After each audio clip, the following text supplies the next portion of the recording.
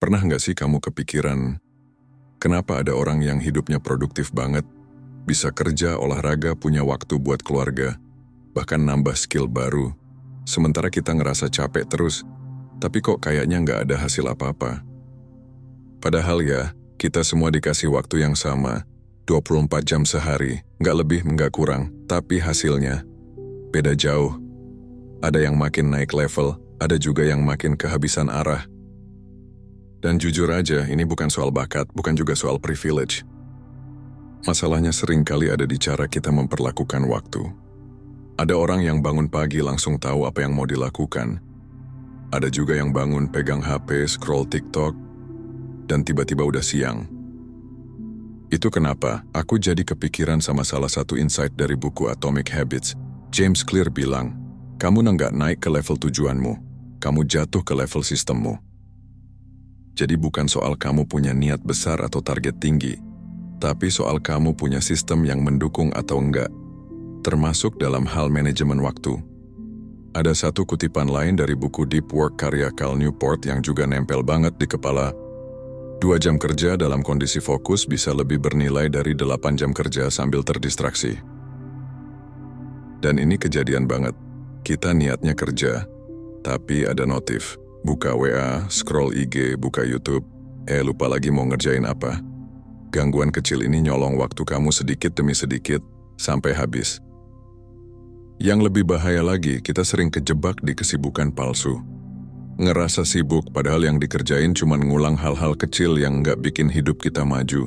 Balas chat, buka notifikasi, stalking akun orang, ngecek statistik.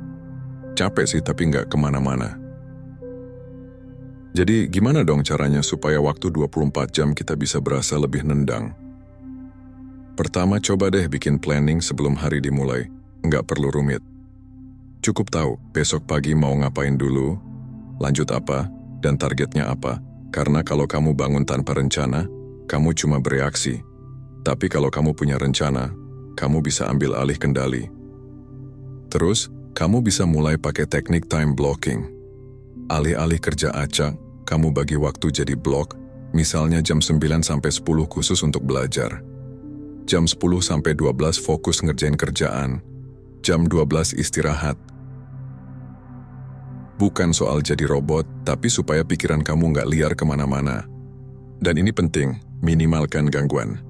Kalau kamu tahu HP bikin kamu terdistraksi, ya jangan ditaruh di meja kerja.